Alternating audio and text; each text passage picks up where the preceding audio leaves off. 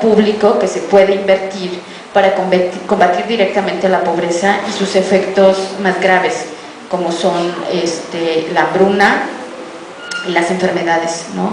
Muchas de ellas llamadas enfermedades de la pobreza. ¿Por qué? Porque finalmente se reproducen en condiciones debidas a que no se tiene acceso a servicios médicos o a medicamentos, o condiciones preventivas, o se vive en un medio ambiente insalubre, ¿no? Y todo eso finalmente se podría mejorar con una acción efectiva del gobierno, ¿no? Es verdad que los problemas son muchos, son muy graves. También hay que decir algo que es muy importante: siempre que hablamos de presupuesto, pues lo primero que pensamos es que lo gastan mal, ¿no? O que se lo roban, que es todavía peor, o que lo usan en tranzas que a la mera hora le salen mal y es donde mucho dinero se pierde, o que les dan contratos a sus amigos, no se lo roban ellos directamente. Es decir, que hay tantos modos de hacer mal uso de ese dinero y lamentablemente no estamos hablando por hablar, muchos de ellos nos constan en carne propia, ¿no?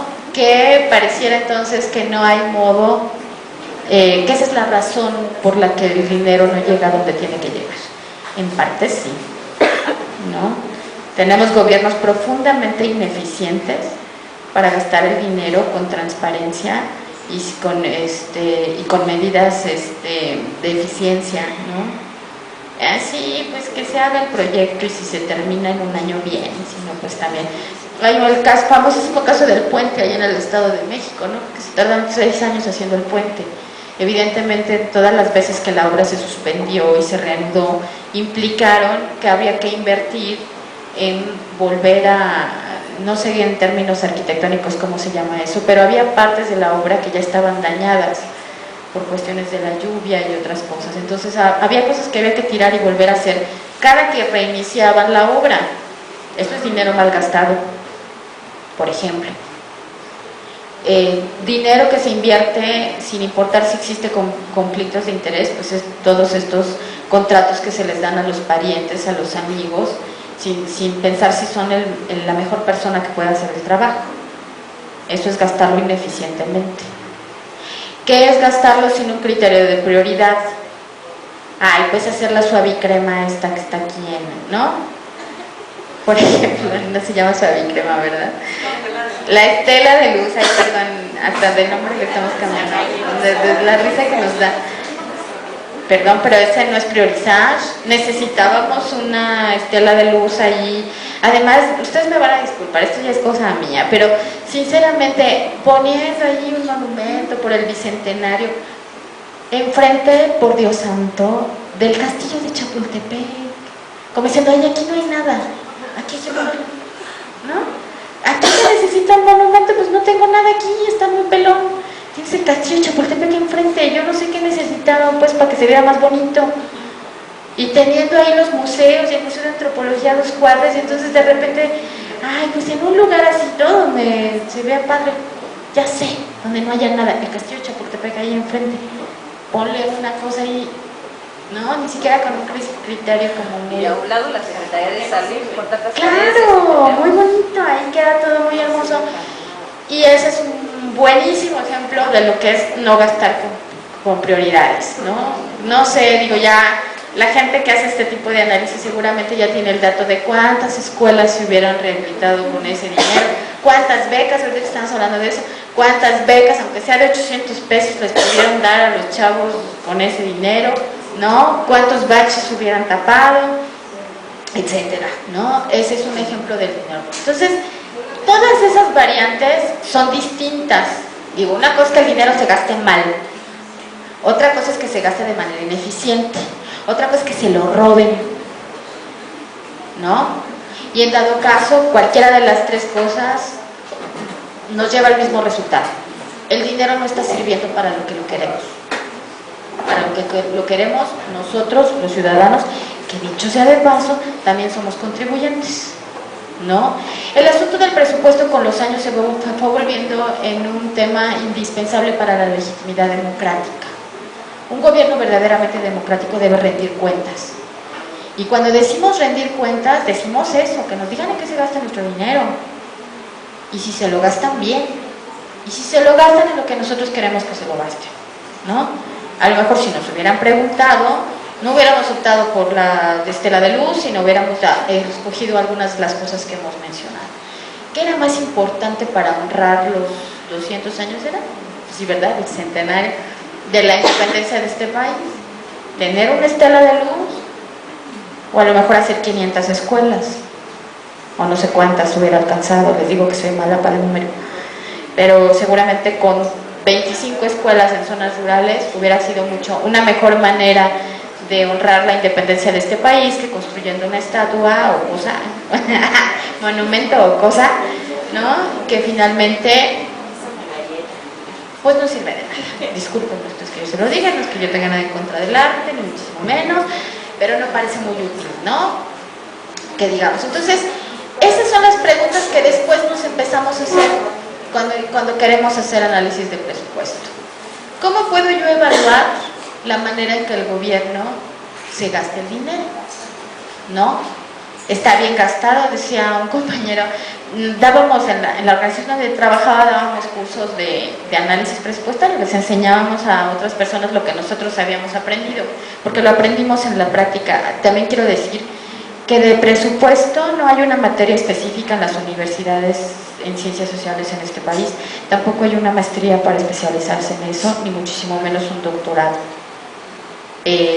Yo no sé si con la intención de que nadie lo aprenda, no quiero pensar mal, pero podría ser, ¿no?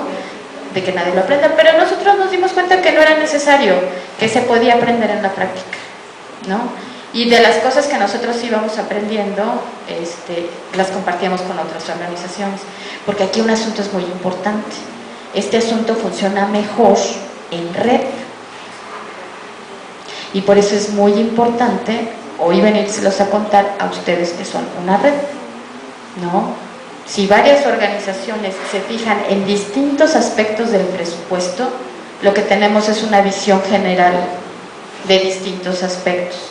Que una organización vea salud, que una organización vea educación, que una organización vea infraestructura, que una organización vea transparencia, rendición de cuentas, combate a la corrupción, combate a la pobreza, y al final podemos tener todos, si juntamos esos análisis, una visión global del presupuesto, y eso es muy útil, de verdad, porque eso permite tener una visión más clara y hacer comparativos. Les digo que nos decían, bueno, es que yo ya vi que, a ver, no, pues sí se gastan, ahorita que estábamos poniendo el ejemplo, el gobierno del Distrito Federal en el prepa sí se gastó el año pasado 150 millones de pesos. ¿Y eso es mucho o es poco? ¿Comparado con qué? A ver, imagínense los billetes chicos. Pues es un chorro, ¿no? Sí, ¿para qué nos alcanza? ¿Comparado con qué? ¿No? Comparado con lo que se gasta, con lo que se gastaron, por ejemplo, en la estela de luz, es un buen comparativo. ¿A cuántos chavos beneficia el prepa sí? ¿Y a cuánta gente beneficiamos con la estela de luz? Ese es un comparativo muy bueno, disculpen ustedes que yo se los diga. O cuánto necesito invertirle para que no solo les dé becas para que se queden en la escuela, sino para que las escuelas eleven el nivel de calidad, que ese es otro. Ya los tengo en la escuela, perfecto. Les estoy dando dinero para que no se vayan de la escuela, perfecto. ¿Y ahora qué los pongo a hacer en la escuela? Si no hay maestros, si no hay mobiliario, si la infraestructura se está cayendo, ya logré que se quedaran en la escuela, ¿qué sigue? ¿Y cuánto le tengo que invertir a eso? ¿No? Muchas veces no es que los chavos no quieran ir a la escuela. En la encuesta nacional de juventud, la última que hicieron en 2010, les preguntaban a los chavos que por qué dejaban la escuela, y decían que porque sentían que no les servía de nada. Y esa es una pregunta muy interesante, porque quiere decir que sienten que van a la escuela a perder el tiempo. Y eso ya no tiene que ver con que quieran o no quieran ir a la escuela, sino que la calidad educativa del servicio que reciben no los hace querer quedarse. Y eso no lo resuelvo con becas, digo nomás como dato. Eso no lo voy a resolver si les sigo dando 800 pesos para que no trabajen. Eso lo tengo que resolver invirtiéndole las cosas, ¿no? Entonces, estos son el tipo de preguntas que nos empezamos a hacer cuando nos metemos a hacer análisis de presupuestos. Si podemos, la siguiente por favor. Estas necesidades, ¿cómo se solucionan? Bueno, pues con estas políticas públicas. Voy a poner un ejemplo que es muy conocido, el caso de oportunidades, ¿no? Tenemos un gran número de personas en pobreza extrema en el país. ¿Cómo lo combatimos? Quiero aclarar que oportunidades, digan lo que digan en sus documentos oficiales, nunca lo presentaron como una estrategia de combate a la pobreza. El programa literalmente tiene como objetivo romper el ciclo intergeneracional de la pobreza. ¿Qué queremos decir con eso? Yo soy pobre y entonces no tengo oportunidad ni de tener un buen empleo, ni servicios de salud, mis hijos no van a la escuela, etc. Entonces yo no te voy a sacar de la pobreza, pero te voy a ayudar a que tus hijos sí vayan a la escuela, tengan acceso al servicio médico y aparte les voy a dar una beca, un ingreso, ¿no? ¿Qué logramos con eso? Satisfacer una necesidad, una, que es esta. Es decir, que la pobreza no se reproduzca.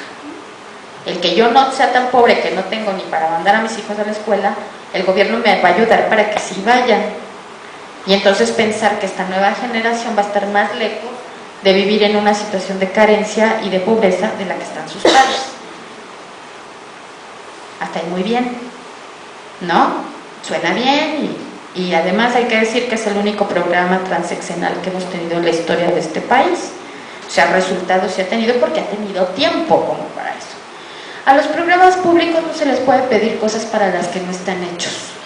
Y el programa no estaba hecho para disminuir los índices de pobreza, aunque lo logró en buena medida a lo largo de los años. Entonces, bueno, pues el punto es que, ¿qué sería de este enfoque con derechos humanos? Pues que en primer lugar, la necesidad no es solventar con recursos económicos, es decir, dándole ingreso a las familias pobres, pensando que con eso se rompe el ciclo intergeneracional, sino de ayudarlas a que efectivamente superen esa condición de pobreza, ¿no? Que encuentren opciones de desarrollo para ellos y sus familias, más allá del ingreso que les puede dar el programa. ¿Cuál es el riesgo aquí? Que si un día se acaba el programa, a esas familias se les acaba el ingreso. Esa es la diferencia entre satisfacer una necesidad y diseñar políticas con enfoque de derechos. ¿Sí? Ok, tú eres pobre, quiero que comas, que tus hijos vayan a la escuela y te voy a dar una lana. ¿Y qué pasa el día que el programa no pueda seguir operando? Yo no hice nada para que esa persona pudiera por sí misma tener acceso a todas las garantías a las que tiene derecho. Yo no estoy asegurando eso, lo único que estoy satisfaciendo es una necesidad concreta, ¿no? Entonces, los gobiernos en particular hacen eso, piensan en necesidades concretas y en función de eso hacen políticas públicas. Una política pública con enfoque de derechos tiene que poner en el centro a las personas, y no solo sus necesidades, sino las condiciones bajo las cuales lograría un desarrollo. Dicho de otro modo, es como la frase esta, no es frase, es un proverbio chino, creo, de no le enseñes a pescar, no le des el pescado, enséñale a pescar, ¿no? Es exactamente eso. No les des el ingreso, no les des la beca, dales opciones de desarrollo, que no necesiten que el gobierno les tenga que dar una beca, un apoyo, un incentivo, como para que puedan tener acceso a esas mismas opciones de desarrollo. Entonces, en lo que hay que avanzar es en eso. Entonces, ¿no vamos a tener más dinero? No vamos a tener más dinero, pero sí podemos reorientarlo, pensar en reorientarlo y en gastarlo de otro modo, ¿no? Lo que pasa es que a los gobiernos pues también les da un poco de miedo, ¿no? Porque ¿qué va a pasar si les quito el ingreso? Se me va a venir abajo mi estrategia de combate a la pobreza, y eso es muy grave. Sí, pero la verdad es que a la pobreza así como que muy combatida, pues tampoco está, ¿no? Entonces quizás sea el momento de replantearse este tipo de cosas, ¿no? Aquellos interesados en determinar si un gobierno en materia de derechos humanos debe considerar el análisis del ingreso gubernamental, la asignación de recursos y los gastos reflejados en el presupuesto. Esos tres temas son los que estamos hablando aquí. cuánto dinero, en qué se gasta y cómo se gasta. Y si se gasta bien, generalmente no. Pero bueno, no es lo mismo irles a decir, es que ustedes se roban el dinero, que tener pruebas de ello. No es lo mismo. No es lo mismo irles a decir, es que ustedes no se gastan el dinero, no aportan lo suficiente, a tener pruebas. El análisis de presupuesto permite también eso. Cualquier discurso y cualquier agenda que ustedes me digan de equidad, de igualdad, de no discriminación y de derechos humanos, con un análisis bien hecho de lo que hace el gobierno en materia de presupuesto, se convierte en una estrategia de incidencia muy poderosa, de verdad.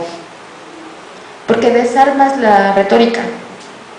Oiga, no es cierto, pues si nosotros reformamos las leyes, mire, está su ley para prevenir y eliminar la discriminación del Distrito Federal, la aprobamos nosotros, fíjese. ¿Cómo no vamos a estar comprometidos con la no discriminación si nosotros hicimos una ley y la aprobaron? ¿No? ¿Y cuántas acciones han hecho y cuántas acciones presupuestadas y con cuántos entes públicos involucrados? Ah, ¿no sabe? Pues fíjese que yo sí.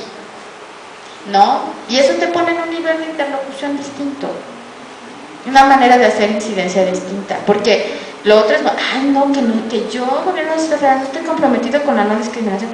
Se hasta creó un consejo, fíjese, una cosa muy padre, hasta tienen una red de promotores, ¿no? No sabe, un trabajo padrísimo con la sociedad civil, las bases.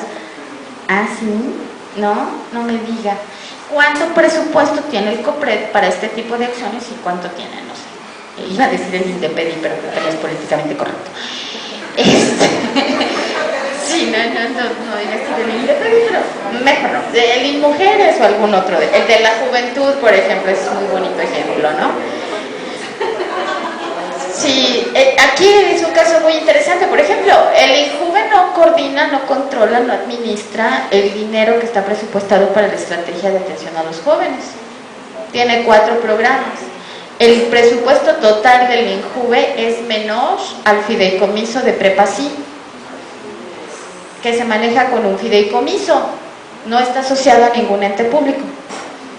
Eso es muy interesante, porque ahí hay mucho dinero, ¿no? Hay más dinero que la dependencia, que se supone que está al frente del tema. Por ejemplo, yo les digo, meterse a ver esos documentos, no hombre, se entera uno de unos chismes que no saben, ¿no? Y entonces se da uno cuenta, también nos pasaba que cuando uno empieza a ver el asunto en términos de pesos y centavos, no me lo van a creer, pero es como leer la Matrix.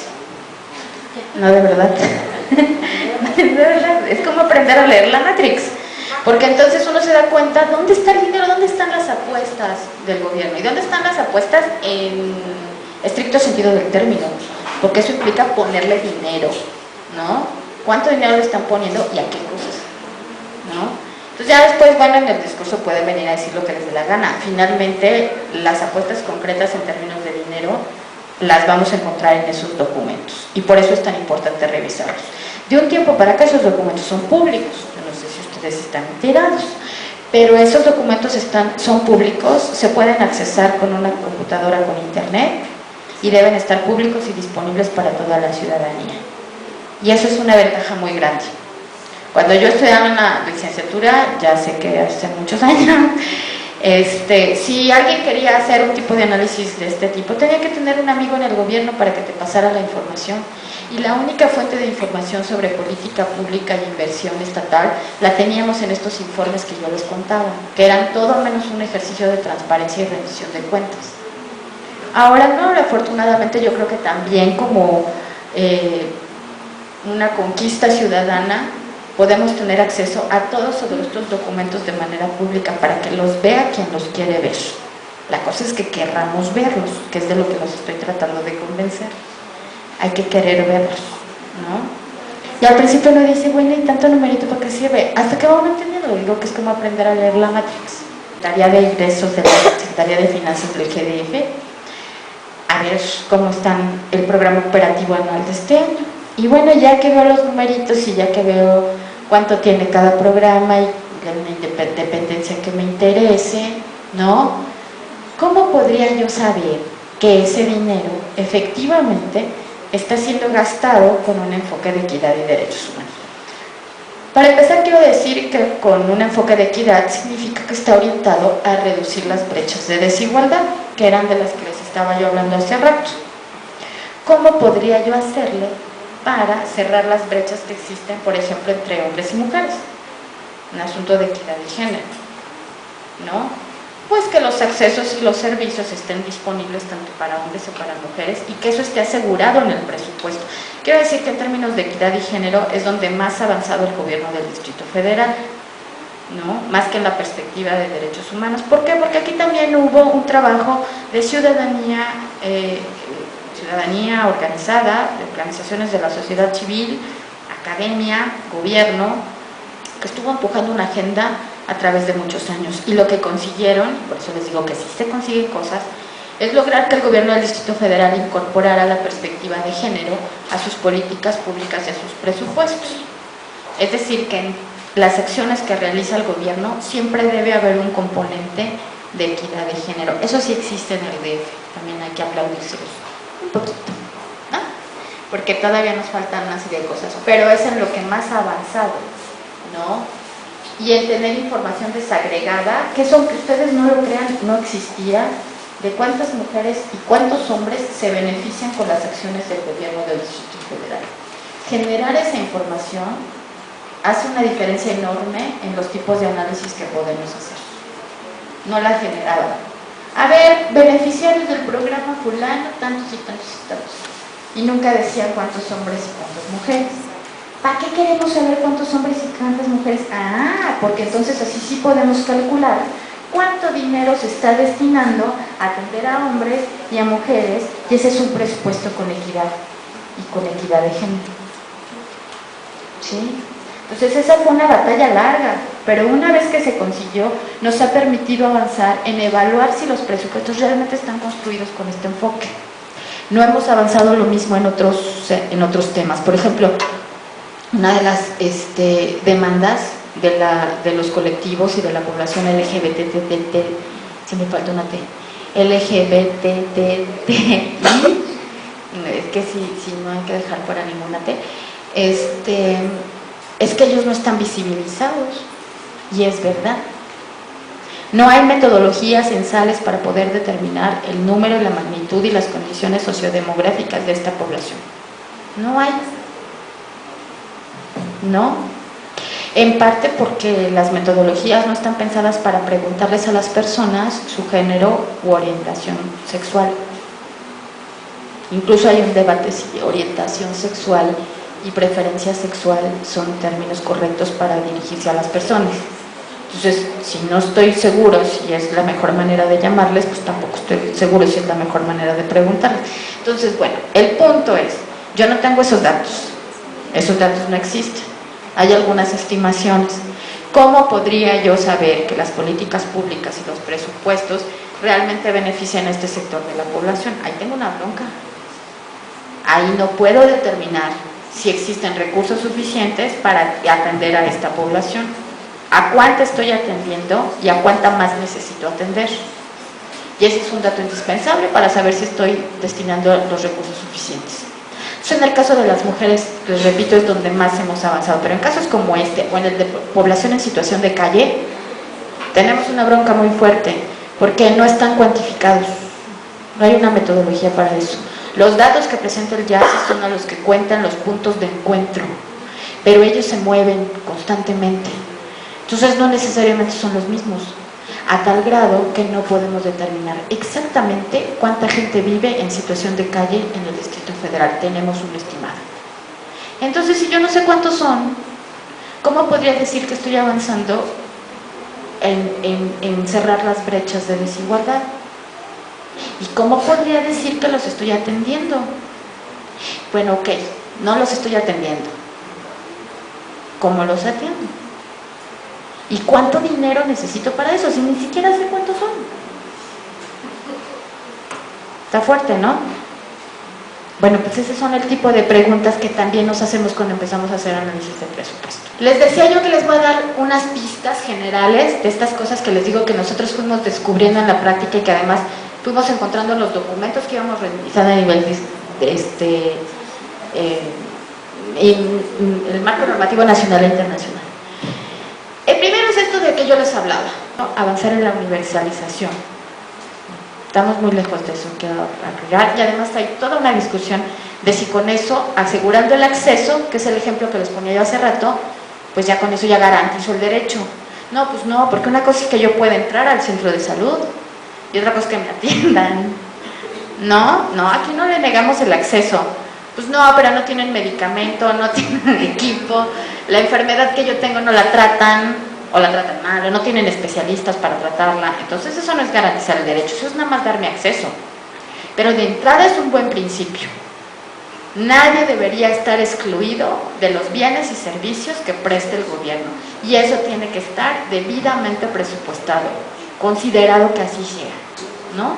Entonces ese es un buen principio como para saber si lo que la política pública, el presupuesto y lo que pasa en la realidad se hace con este principio de no discriminación. Yo ponía hace rato el ejemplo de las becas, ¿no? Perdón, pero esa no es una política con equidad. ¿Por qué? Porque solamente atiende a chavos que están en la prepa, ¿qué dijimos? ¿Hasta los 18 años? Hasta los 20 años. Si son de los 12 a los 29, ¿qué pasa con todos los demás? ¿No hay política pública para ellos? ¿A ellos cómo los apoyamos? Todo el dinero está concentrado prácticamente en estas becas, en este tipo de becas. Los chavos pueden quedar en muchas otras cosas. Entonces, ese es un buen ejemplo de una política pública y un presupuesto que no tiene enfoque de equidad. Ahí me están discriminando a todos los demás, a todos los que no van a la escuela. Si yo ya les di la beca, ya no se las quito. ¿Sí? La realización del derecho tiene que ser progresiva, pero no puedo quitarles algo que ya les di, aunque les quiera dar una cosa mejor. Mejor complementa, amplía, fortalece. Pero un derecho ya ganado no puede desaparecer ni de las políticas públicas ni de los presupuestos. Lo caído, decía la doña, ¿no? Entonces, ni modo. Si ya les di las becas a los de prepa, sí, pues ahora a lo mejor les doy a los de licenciatura, que también sería muy buena idea. A lo mejor también les doy a los, fortalezco proyectos productivos para los que no quieren ir a la escuela, no quieren un trabajo, a las madres solteras, etc. Lo amplío y lo fortalezco, pero no puedo ir para atrás. Eso también es importante ver, que el dinero no disminuya, es decir, bueno, ya les voy a dar pero poquito. No. La realización del derecho tiene que ser progresiva, como la asignación presupuestaria, ¿no? Después tengo máximo uso de recursos disponibles. ¿Cuánto tengo disponible para atender estas necesidades? Ya vimos que pues a ver, de impuestos tanto. Ya vimos cómo el gobierno va distribuyendo sus gastos, ¿no? ¿De cuánto dispone? ¿Sí? Y de ese cuánto dispone, el máximo uso de recursos disponibles tiene que dedicarse a atender a grupos en situación de pobreza, de vulnerabilidad o de prioridad. ¿Sí? ¿Eso hace el gobierno? Eso también lo podemos saber si nos metemos a ver esos documentos. A ver si es cierto, si cumple, por ejemplo, en el caso del gobierno federal, que la UNESCO dice que el 5% tiene que dedicarse a la educación. Eso es máximo uso de recursos disponibles. ¿El gobierno lo hace? Ellos dicen que sí. ¿No? Qué bien, pues por eso va uno, se mete al chisme y entonces ya va y les dice, ya sabe que eso no es cierto. Pero según ellos sí, el 6% del PIB, ¿no? Del Producto Interno Bruto. Transversalidad e integralidad. ¿Qué quiere decir eso? Que no puede haber acciones aisladas.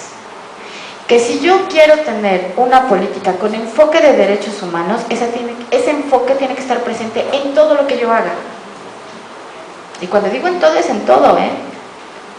Es decir, a ver, aquí no se va a discriminar a nadie. Los espacios tienen que ser accesibles para todas las personas. Tiene que haber mecanismos de rendición de cuentas. Y si no los hay, tengo que trabajar para que los haya. En todo lo que hago. Es más, desde el lenguaje. Tenemos una bronca ahí porque desde el chiquillos y chiquillas, el uso del lenguaje con perspectiva incluyente, pues nada más se presta para el choteo, ¿no? Para que es más claro. Pero el punto es que finalmente hasta la manera en que yo me dirijo a las personas tiene que tener un enfoque de inclusión en todo lo que hago. Si yo soy un gobierno que quiero dar la imagen de que estoy respetando y fortaleciendo los derechos humanos, eso se tiene que notar. Y se tiene que notar hasta la hora de que me dirijo a las personas, por ejemplo. O que alguna vez me tocó estar en un curso dándole a los policías sobre población callejera. Y acá les hacíamos ver una cosa muy simple. Ustedes son el primer servidor público, muchas veces con el primer nivel de servidor público con el que la ciudadanía tiene contacto, ¿no? Y entonces pues el gobierno podrá decir que es muy defensor de los derechos humanos, pero si yo llego con un policía y me agarra empujones, y si yo llego a un centro de salud y me preguntan ¿usted qué? ¿No? Quiere decir que hay algo que no es tan transversal como nosotros pensábamos. Entonces, todas las acciones, en el caso del gobierno del Distrito Federal, sí hay una herramienta de política pública, que es el Programa de Derechos Humanos del Distrito Federal, orientado a que todas las acciones estén vinculadas a líneas de acción de derechos humanos. ¿Sí? Pero no me lo crean a mí, yo les invito a que entren y lo comprueben a ver si es cierto, ¿no? Todos los años el gobierno del Distrito Federal en el decreto saca la lista de las líneas de acción del Programa de Derechos Humanos y los entes públicos obligados a cumplirlas. Entonces ese es un instrumento muy bueno para poder evaluar si realmente las dependencias están cumpliendo con el programa, cuánto dinero le destinan y qué acciones desarrollan en materia de derechos humanos. Pero eso es transversalizar el presupuesto, ¿no? Transparencia y rendición de cuentas, que es mi favorito, ¿no? Y que por eso estoy aquí, ¿verdad? Porque eso solamente funciona cuando la gente le quiere preguntar cosas al gobierno. Y yo les invito a que pregunten, de verdad, ¿no? Eso solamente funciona cuando la ciudadanía está involucrada, cuando la ciudadanía quiere saber y cuando tiene mecanismos para que le rindan cuentas, ¿no? En este y en muchos otros temas, pero este es particularmente sensible, porque cuando estamos diciendo cuentas, son cuentas de verdad. Quiero saber en qué se gastaron el dinero y cómo se lo gastaron, ¿no? Un presupuesto con enfoque de derechos humanos tiene que contener mecanismos para que la ciudadanía tenga acceso a los documentos que son públicos y pueda realizar los análisis pertinentes. Es una condición indispensable. Y es mi favorito porque es la manera de preguntarle al gobierno cosas que a veces no quiere responder, ¿no? Algunos documentos son públicos, todos los documentos presupuestarios son públicos, deben estar en las páginas web de la Secretaría de Finanzas en este caso, pero también es importante decir que muchos otros se consiguen por solicitud de información, ¿no? Si ustedes quieren preguntar algo, hacen su solicitud de información y están obligados a responderles. Y de verdad, esto solamente funciona cuando hay quien pregunte. Entonces, yo los invito a que pregunten. ¿Saben qué sería bien bonito preguntar? ¿Cuánto se gastan en el baile de las quinceañeras, por ejemplo? No sé. Nada más para saber, por puro morbo. Y finalmente la participación ciudadana, que es otra de las razones por las que estamos todos aquí. El presupuesto también puede ser incluyente de la ciudadanía, es incluyente de la ciudadanía por las razones que también ya hemos comentado. Nadie mejor que nosotros tiene mejor identificadas las necesidades y en qué quisiéramos que se gastara el dinero, ¿no? Entonces, la participación ciudadana es muy importante en todo el proceso. Hay momentos claves para la incidencia de la ciudadanía en este proceso. Y uno de ellos es, por ejemplo, cuando el presupuesto está en discusión en las cámaras de diputados, en el caso a nivel federal, y en la Asamblea Legislativa, en el caso del gobierno del Distrito Federal. Ahí el presupuesto se discute y se supone, yo no sé si ustedes sepan, pero estos diputados y asambleístas son representantes de la ciudadanía. Entonces es nuestro momento de influir, en realidad, ¿no? Ellos tienen la facultad de revisar el presupuesto y ese es un muy buen momento de participación ciudadana. Además parece que es el único momento del proceso que es abierto, ¿no? Entonces esa parte es como muy importante. Vamos a hacer una ronda de preguntas, ¿verdad? Le voy a dejar aquí un momento por si alguien quiere hacer alguna. Más que pregunta es comentar de todo lo que estuviste diciendo y me parece muy interesante, bien acertado, porque habemos quienes la cuestión de los números sabiendo que son cifras como que no es un tema interesante y sin embargo es muy importante para hacer efectivo cualquier derecho, y en el caso de la discriminación, pues el tema de la, como tal, ¿no? ¿Qué tanto se le está apostando a esto? Sin embargo, yo no estoy muy de acuerdo con algunos de los ejemplos que diste, como en el caso de las becas y tal. Creo que el gobierno del DF efectivamente ha impulsado y ha abierto espacios de participación ciudadana y tal. Sin embargo, me parecen muchas de esas políticas públicas todavía de carácter clientelar.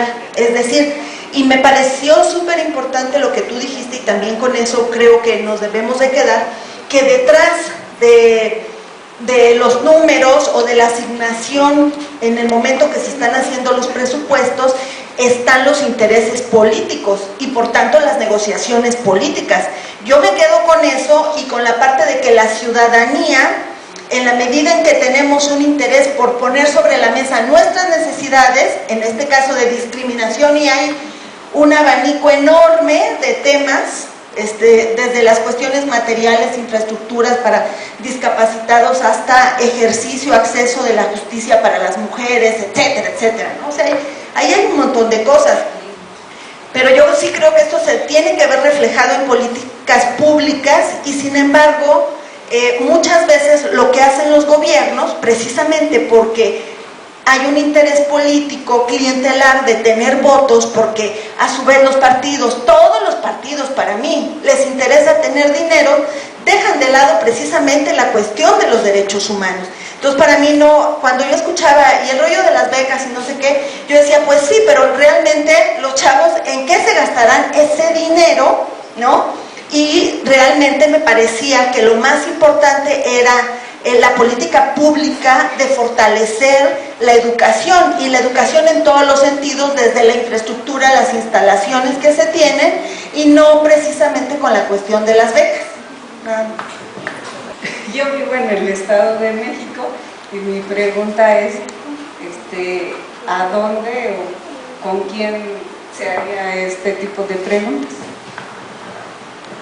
Bueno, en el Estado de México, como en muchos estados de la República, aquí es importante decir, toda la información presupuestaria está sujeta a la Ley Federal de Acceso a la Información. Es decir, todos los estados de la República, incluyendo el Distrito Federal, están obligados a publicar la información presupuestaria. Aparte tienen leyes estatales, pero es un contenido indispensable. Deben estar en la Secretaría, no sé cómo se llama la del Estado de México, de Finanzas. En la Secretaría de Finanzas, en la Subsecretaría de Egresos, es generalmente donde están todos los documentos presupuestarios, en los sitios públicos de los estados. Si no, se puede hacer por solicitud de información, la información que quieran ver.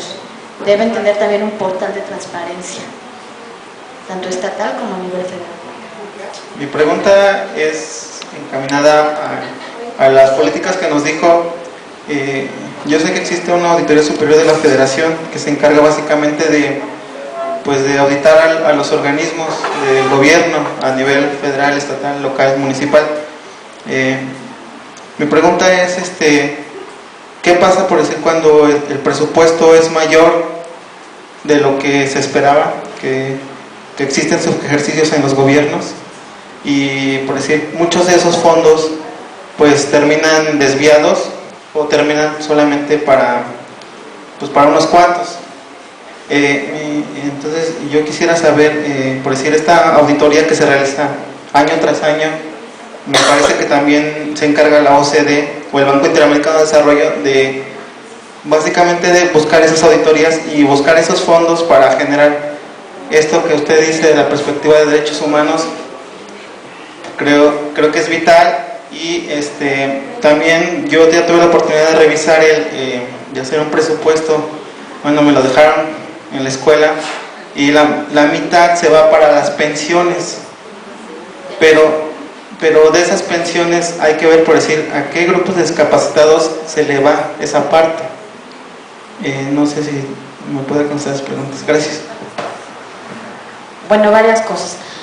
La Auditoría Superior de la Federación es el órgano fiscalizador a nivel federal, pero tiene una enorme desventaja. Solamente fiscaliza y audita lo que tiene por mandato por parte de la Cámara de Diputados. Es decir, si a la Cámara de Diputados este año se le ocurre que quiere que vayan y fiscalicen el programa de oportunidades, solamente van a fiscalizar ese programa. Es una discusión antigua porque la idea es que la Auditoría Superior de la Federación fuera un órgano autónomo. Hoy por hoy no lo es. Depende de que la Cámara de Diputados le den un mandato para fiscalizar especialmente alguna dependencia o algún programa en específico, ¿no? Entonces, las auditorías que hace en este sentido son por mandato de la Cámara de Diputados y no por algún ente público o por un ente ciudadano, ¿no? Eso por un lado. Entonces, depende pues, de lo que la Cámara de Diputados quiera fiscalizar, y esa es una discusión que se da cada año, ¿no? De si sería necesario que el órgano fuera autónomo. Ahora bien, eso no quiere decir que los entes públicos no se les audite, ¿no? Hay auditorías locales, estatales, que auditan a los gobiernos y esa información también es pública, ¿no? Las dependencias están obligadas a publicar los reportes de esas auditorías que les realizan cada año, ¿no? En el caso de las dependencias públicas, eso no quiere decir que nadie las vigile. Y otro documento que es importante para evaluar cómo se gastaron el dinero son las cuentas públicas y los informes trimestrales. Cada 3 meses los gobiernos están obligados a informar el grado de avance del gasto. Ahí es donde vemos los subejercicios, porque el dinero se entrega en calendarios. A ver, en enero tú te vas a gastar tanto, en febrero tanto, en marzo tanto. En marzo yo tengo que entregar el primer informe trimestral. Entrego cuánto me dieron y cuánto me he gastado. Y entonces ahí es donde se pueden identificar los subejercicios, ¿no? Muchos de esos subejercicios son evidentemente de gasto corriente, porque el otro ya es comprometido. Es decir, si yo pago luz, agua, no sé qué y no sé qué tanto, no me lo he gastado, pero lo tengo comprometido. Es decir, me lo voy a gastar seguro, porque tengo compromiso de gastarlo. Ese dinero que no está comprometido y que no me he gastado, ese es el subejercicio. Ahora, técnicamente, ¿qué pasa con el dinero que no se gastan? A ver. No, ya ven cómo son mal pensados. Ya ven cómo son mal pensados.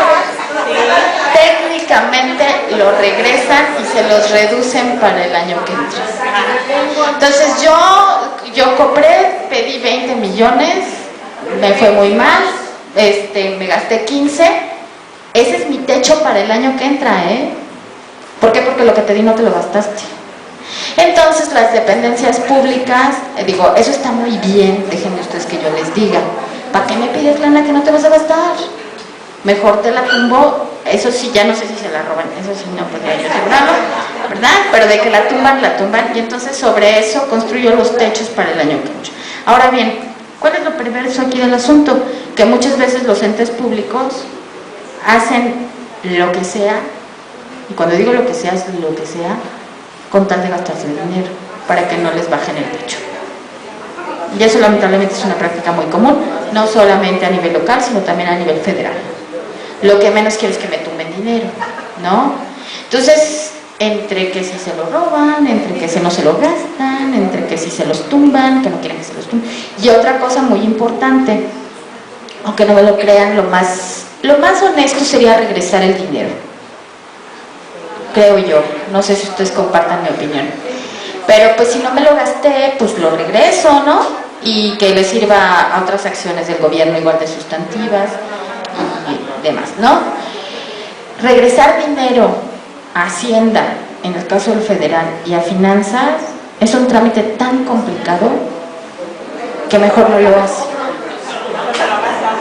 ¿Ustedes se acuerdan del caso del diputado que dijo, no, pues yo no me gasté lo de ayuda, lo quiero regresar? Y que metió en una broncota Hacienda porque no tenía mecanismos para que eso pasara, porque nunca nadie regresa dinero.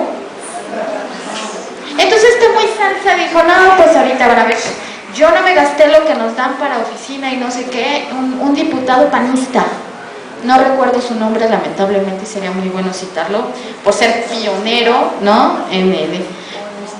Puso a sudar frío Hacienda, porque no tenían un protocolo, un mecanismo construido para que el funcionario público regrese dinero, ¿no? ¿Por qué? Porque nadie lo regresa. Era la primera vez que a alguien se le ocurrió hacerse publicidad con eso. Porque la verdad también. Si a poco ustedes creen que no hacen por buena onda, ¿no? Entonces, eso es lo que pasa con los subejercicios, eso es lo que pasa con la auditoría. Ahora, respecto a las pensiones, el encargado de dar pensiones en Seguro Social sí gasta cerca del 60% de pensiones, y una de las ideas es separar el servicio médico de la seguridad social. Es un proyecto a futuro, porque finalmente se termina por comer todo el presupuesto y no da ni pensiones a suficiencia ni seguro médico de calidad, ¿no? Tengo una inquietud sobre un programa que traen ahora de que le llaman el combate a la pobreza. A mí eso me causa molestia, porque ¿cómo van a combatir a la pobreza? Pues a lo mejor se puede entender que combate a los pobres, y a partir de eso, de estar quemándole los sesos, como decíamos antes, la cesera, ¿qué es eso del combate a la pobreza? ¿Será combate a los pobres? Me llegó la pregunta de que ¿por qué no mejor se hace el combate al explotador? ¿Por qué no? Aquel que, por ejemplo, da muy bajos salarios y que dar beneficios económicos, no nada más se los tiene que dar a todos los que han enumerado, ¿no? Las personas adultas mayores, a los discapacitados, etcétera, etcétera, sino también hombres y mujeres, y entre ellos están los obreros, que tienen muy bajo el salario mínimo, los campesinos, los peones, los maestros rurales, que aquí pregamos mucho con que nos estorban, pero no es justo el salario que se les da. ¿Cómo van a combatir la pobreza? ¿Por qué no mejor combaten al explotador? Para mí hay muchísimo más. Y en cuestión, ¿verdad?, a los indígenas, a los que saquearon a los indígenas y que, por ejemplo, les saquearon sus tierras, y fueron las Marías que aquí ahora andan deambulando, y ahora, si viene uno de Toluca para acá, las grandes construcciones que hay de hoteles, de casas, de residencias, de Perisuro, ¿cómo se llama ahora lo nuevo que todo el mundo va? ¿Cómo se llama? Santa Fe, todo eso. ¿Por qué no se combate a eso? ¿Por qué no nos enseñan mejor a verdaderamente trabajar para un bien común, y entonces sí que nos den a cada uno algo? Por ejemplo, a los estudiantes, que haya camiones donde estén exentos del pago, claro, si traen su credencial, a darles libros, claro, con vales, si se los dan en las escuelas, y así, ¿verdad? ¿Por qué no? ¿Por qué a fuerza, para tener un excelente nivel académico, se tienen que ir nuestros hijos a las escuelas privadas? Y todavía a los padres de esos chicos que tienen la oportunidad de mandarlos, todavía a eso sí les dan exenciones de pagos, de colegiaturas y todas esas cosas. A mí me parece que ¿por qué no combatimos este sistema individualista, mercantilista, entre la industria de la cultura, la industria de los medios de comunicación, que son los que nos han atarugado a todo el pueblo, nos tienen enmaquenados, cuando menos al 90%. Un 10 es algo. Gracias. Yo quería hacer un comentario propiamente, lo que se la compañera, bueno, pues sí sería una cuestión ideal, pero mi comentario era más en el sentido, en la forma en que se conforma el presupuesto para la Ciudad de México.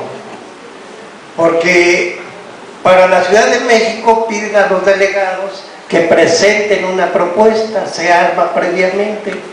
Después, el gobierno, a la vez con eso, arma su propia propuesta y la presenta a la Cámara de Diputados.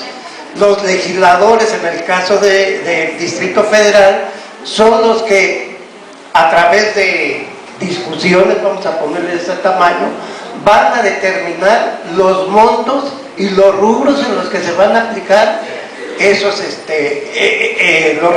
recursos, el presupuesto.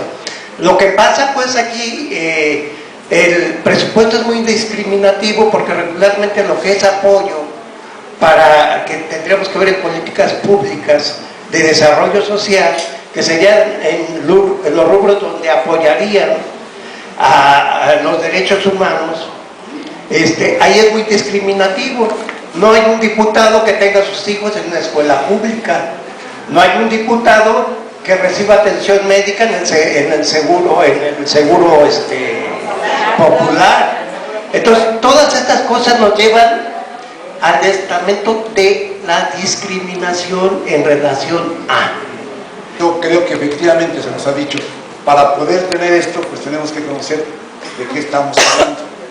Pero si no hay un censo, si no hay un adecuado conocimiento de las situaciones que se están viviendo, lo que se requiere, y no se sabe en consecuencia poder priorizar en qué se va a gastar, consecuentemente se tienen presupuestos excesivos que después no se pueden agotar al final del año.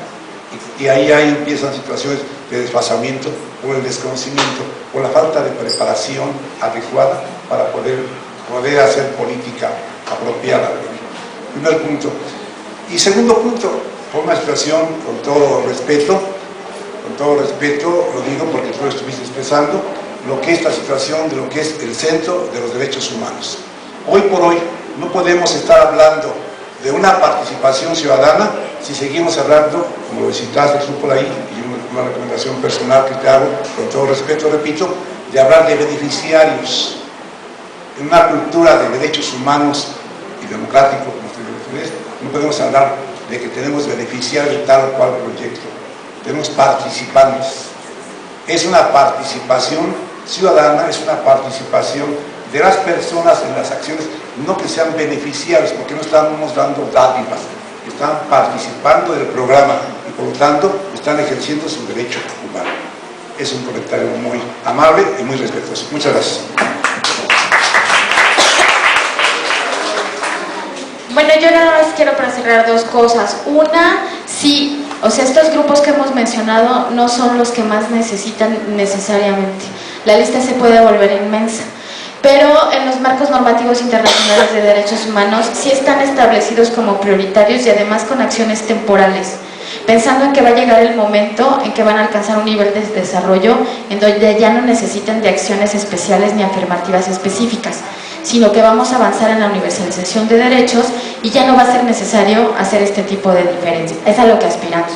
Y segundo, sí, efectivamente yo estoy de acuerdo, no debían llamarse beneficiarios, pero así están en los programas. Entonces, si ustedes buscan la información, que es lo que yo quería ilustrar, la van a encontrar como el número de beneficiarios, incluso está publicada como padrón de beneficiarios. No es un término que yo inventé, pero es como van a encontrar la información. Yo estoy de acuerdo contigo, ¿no?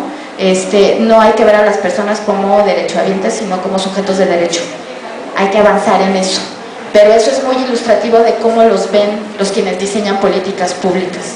Y toda la información está basada como unidad de apoyo por beneficiario. Y los padrones dicen padrón de beneficiarios, ¿no? Feo, yo estoy de acuerdo, eso es un mal modo de nombrarlos, pero tienes toda la razón, ¿no? Muchísimas gracias a todos. Yo estoy en Copred, si tienen la inquietud de... mi Twitter, @NorenaLoesa. Tengo que escribir Norena, Norena, Loesa, Loeza. Es mi Twitter.